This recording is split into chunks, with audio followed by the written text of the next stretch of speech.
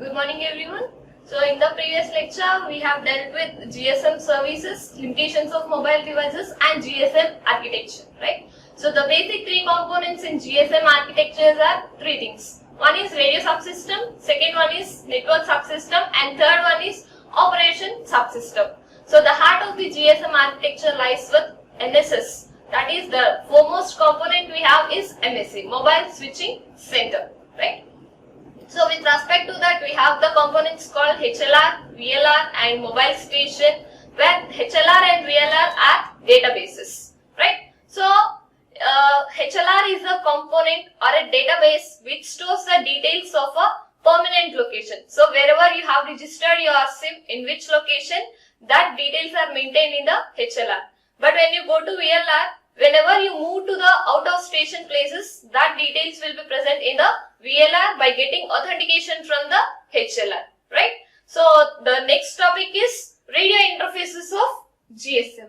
So why we are getting into the radio interfaces? So in the GSM architecture, if you consider mobile station and BTS, so these will be transmitted, the signals will get transmitted in the form of signals. So here whatever the signals we have, those are radio wave frequencies. So that is the main concentration lies with how the BTS is sending signal to mobile stations, and at the same time how the mobile station is sending signals to the BTS. In order to communicate with these two devices, we need a wave called radio waves, which is present in the visible spectrum, right?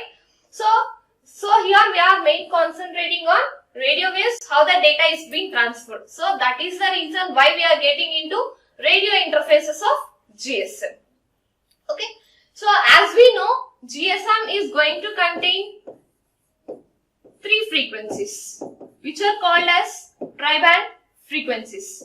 So one is GSM 900, second one is GSM 1800 and third one is GSM 1900, right? So this GSM is used in Europe and other parts of the world, whereas this GSM 1800 is used for digital cellular communications, which is present in Europe urban areas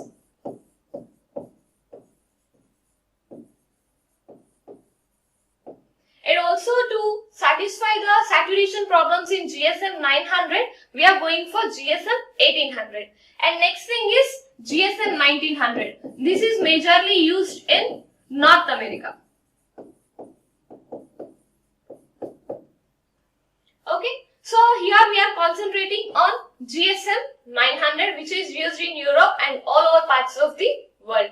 So these are called as tri-band frequencies, right? So this GSM is going to follow frequency division duplex.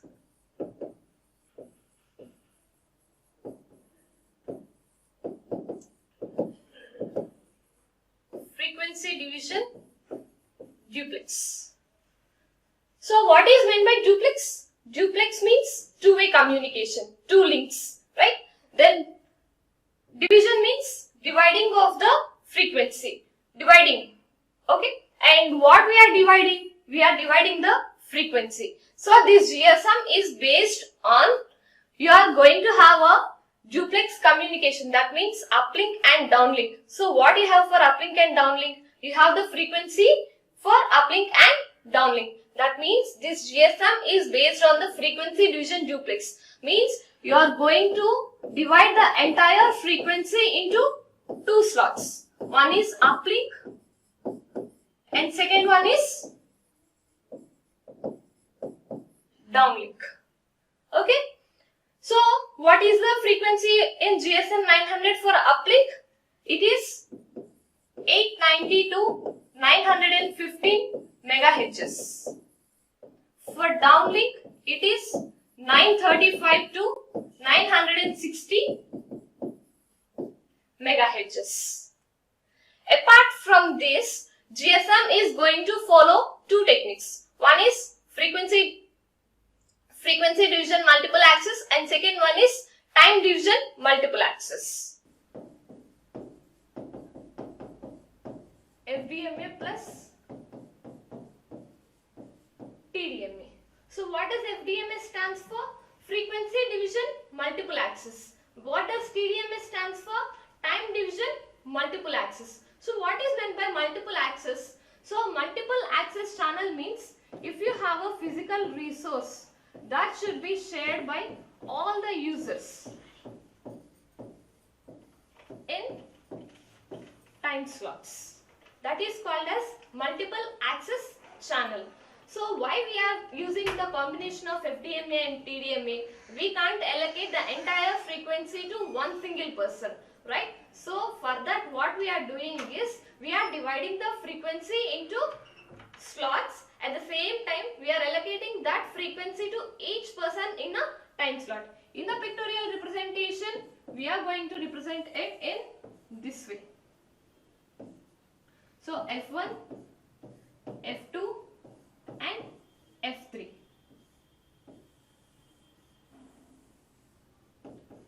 T0, T1, T2, T3, T4, T5, T6, T7, again T0 and so on. So in frequency 2 also it is going to be indicated like this. T0, T1, T2, T3, T4, T5 and so on to T7 and again T0. So for every frequency we will be having a time slots. On x-axis time is represented, on y-axis frequency is represented. So the frequency for each thing channel is 200 kilohertz. Okay. So whatever the uplink frequency, what is the uplink frequency we have? 890 to 915 megahertz. Okay. So these megahertz, each frequency channel is allocated with 200 with some. Frequency channel is allocated with automatic radio frequency channel. Each frequency is called as a automatic radio frequency channel, and this is allotted with one ID called automatic radio frequency channel number. So in order to identify each frequency uniquely, it is going to get indicated with AFRCN. Okay. So this is the basis why we are getting into the concept of radio interfaces of GSM. Okay. So in this, now why we are taking only this 8 T0 to T7? Why this is because each time slot is divided into 8 frames, 8 bits. Each bit has its own internal structure. So let us now discuss what is the internal structure of GSM and radio interface of GSM. So getting started from the starting thing of radio interfaces. So this radio interfaces is used for communication between mobile station and base transceiver station.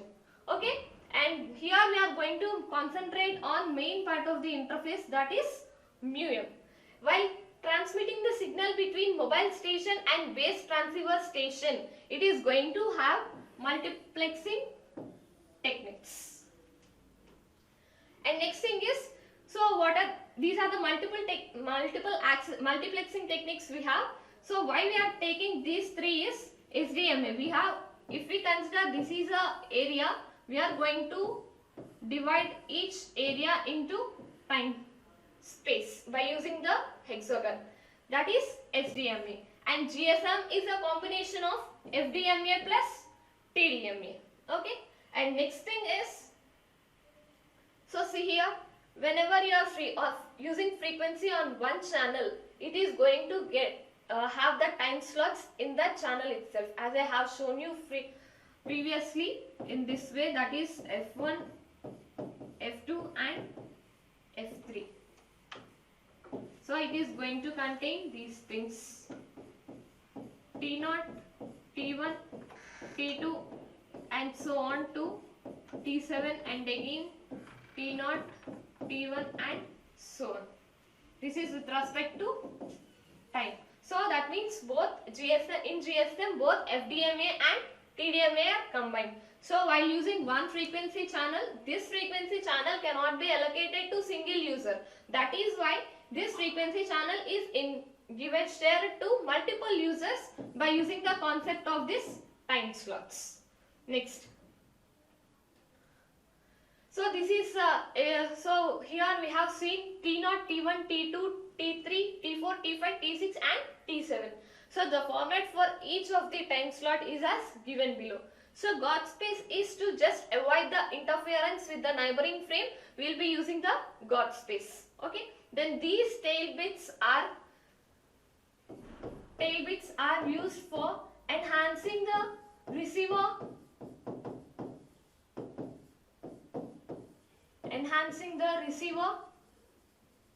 performance. That is, whenever you call to a mobile, what happens? The power and signal strength should be very high. To ramp up the power, the first tail bits are used. Whenever you keep off your phone, what happens? The signal strength should get decreased when compared to these things. So that in this, at the end of the tail bits, the signal strength will get decreased. That means we are using the ramp down. And next thing is user data. So here user data indicates whether we are sending any voice data or user data indicates either it is voice or digital data or something like that, or signaling. This signaling can be also called as control information. So user data indicates whether we are sending the normal data or control data, right? And next, this training bit.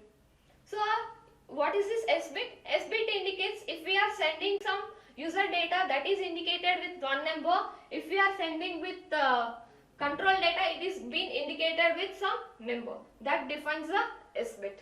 And in the next is training bit. So to encode the data into multiple things, we need to have a training sequence. Okay. And this is a frame structure for radio interfaces of GSM.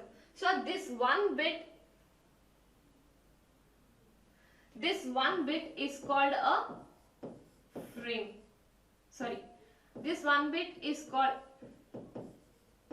This is called a data bit.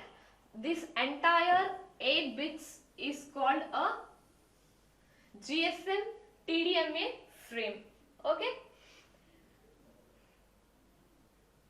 So apart from the normal burst, we have some other bursts like frequency correction burst, synchronization burst, access burst and dummy burst. Okay. So what is frequency correction burst? While you are talking to the person, sometimes there will be some mismatch in the whatever we talk, there will be some mismatch with the persons, right? So in order to correction that frequency, it is going to use a frequency correction burst.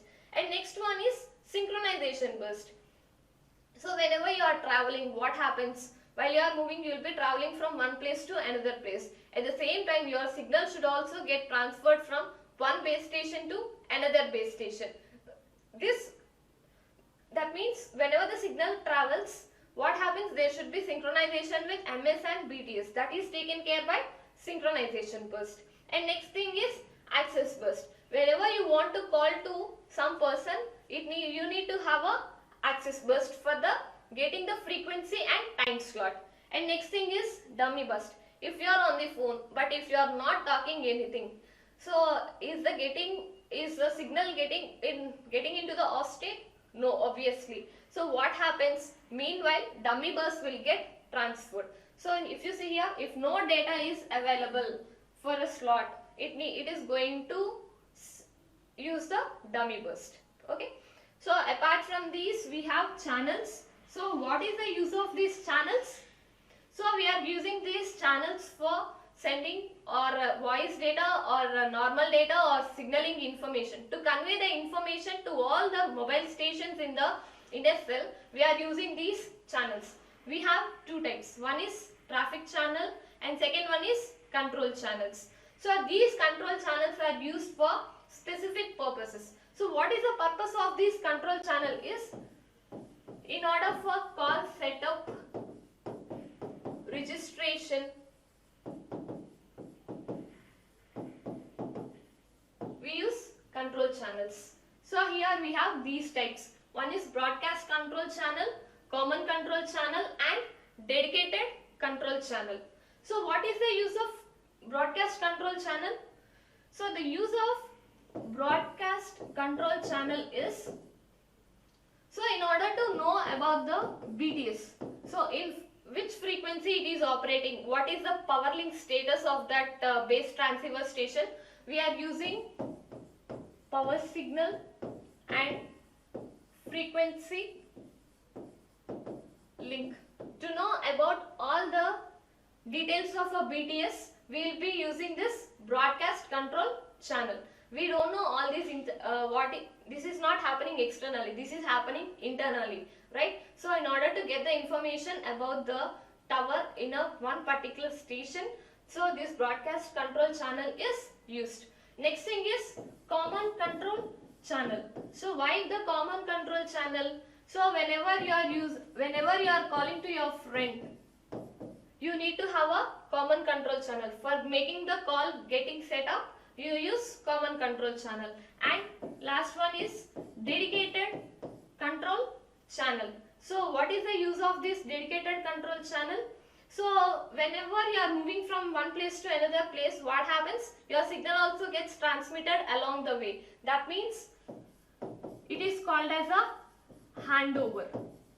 So in order to move the signals from one place to another place in a very fast way, you will be having a dedicated control channel. So these are the three types of channels, and internally these have frequency correction channel, synchronization channel, paging channel, random access, standalone, slow associated and fast associated. So first one is synchronization channel. In order to synchronize the mobile station with the BTS, we use synchronization channel. And next thing is frequency correction channel. So what is the use of frequency correction channel? So whenever we speak something, it should be matched to the receiver side. So whatever he speaks, it should be matched to our side. So if the third person enters into the channel, what happens? There will be some frequency mismatch. In order to maintain that, in order to not to have that sort of mismatches, it will be using frequency correction channels. And next thing is paging channel. So initially, if you want to make a call, so paging channel means it is going to indicate the mobile station that you are getting a incoming call. So whenever your friend make a calls, what happens? That will be displayed on the screen. So for that sort of things, paging channel is used. And next one is random access channel. If you want to make a call, some frequency and some time slot should be allotted. That is taken care by random access channel. And next thing is standalone. Standalone indicates that this is used for registration or authentication. So when you take a SIM, what happens? Whenever you give all the details and you take a SIM, within 24 hours, authentication will be done by making your phone call. Whether this, what is your Aadhaar number, what is your date of birth, what is your name, with the basic details, some authentication is done. So in standalone channel, it is going to verify, it is going to see whether that particular SIM is a new SIM. All that sort of calls will be using this standalone channels. And next one is slow associated channel. So what is meant by slow associated channel is, in order to transfer the signaling data to traffic channels, we will be using slow associated channels. And next one is fast associated channels. So why this fast associated? So if you go for some X service provider, so if you are moving from one place to another place, so if you travel from Guntur to Tenali, in between you will get Gudampadu and Narakoduru. For every place, if your call gets hold up, what happens? You feel frustrated, right? So in order to continue the signal from one place to another place till you reach the Tenali, handover needs to take place. That means signal needs to get transferred. So this entire process of signal transferring is called as a handover. So for transferring the signal in a faster manner, we are going to use the fast associated channel. Okay, this is about control channels. And next, coming to traffic channels. Okay, so why these traffic channels are used for? These are used for conveying information like voice and data to all the mobile stations. Okay, so we have these number of traffic channels. So first one is full rate TCH, and second one is half rate TCH, and third one is traffic channel with full enhanced rate. Okay, so let us now discuss deeply in one by one. So why we are getting into this is, so in order to transmit the information of voice and data, we will be using traffic channels. Okay, so the first traffic channel we have is TCF by F. This is going to transmit with a frequency of 22.4 kilobit per second. Okay.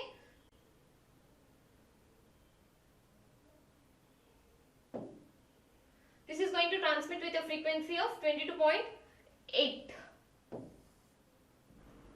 Okay, and the original frequency of GSM is 33.8 kilobit per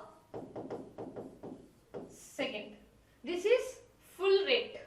But when you consider half rate TCH by F, it will, what is a half in 22.8? It is 11.4 kilobit per second. Okay, so whatever the signal, so whatever the remaining balance we have, so 22.8 minus 32.8, it is 11. That means this 11 kilobit per second is used for error correction. Error correction. So this error correction is called as traffic control channel with full rate. Okay, and next thing is, when you come to half rate, what happens? This is getting transmitted with a very low transmission rate. So in order to enhance that, we are using codecs. So by using these coding techniques, it is going to strengthen the signal. So if we use codecs in the middle, it is getting to 13 kilobit per second. Okay, so even though this is a low transmission rate, so here what we are doing is we are doubling it. That is 26 kilobit per second. So even though we increase the transmission rate, the quality of the signal gets decreased, which leads to some disturbances in the network. So this is called as TCH by HS,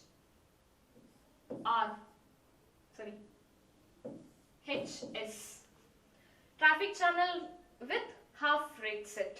Okay, so apart from these, so till now we got 4. One is traffic control channel with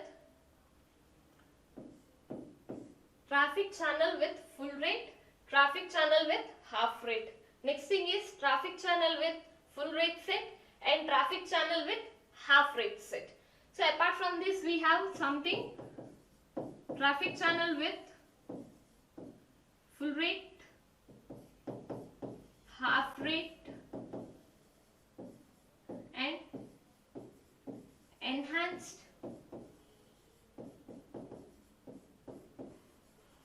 full rate. So in full rate, it is going to use 13.4 kilobit per second. In half rate, it is going to use 15.6 kilobit per second, and in enhanced full rate, it is going to use 22.4 kilobit per second. So if we see entire these things, traffic channel is used with traffic channel is mainly dealing with how the data is being transferred to the mobile stations from the base transceiver station. So how much data is being transferred by using any type of these traffic channels, right? So again I am summarizing this. So radio interfaces are used for communication between mobile station and base transceiver station.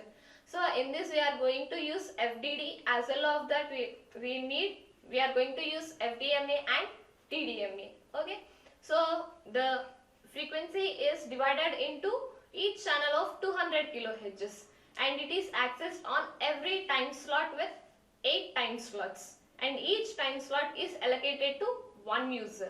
So we have seen the format of one time slot, right? So and next, coming to that, we have two types of channels. One is, in logical channels we have two types. One is traffic channel and second one is control channel. In control channel, it is going to take care of how the call is being set up, how the connection is released, and how to get the information from base transceiver station to the mobile station. And in traffic channel, it is going to deal with how the data is being transferred. Whatever we speak or whatever we get from the internet, how that data is being transmitted from base transceiver station to mobile station is dealt in this traffic channels. So this traffic channel mainly deals with, so what is the data rates for each channels. Okay, thank you.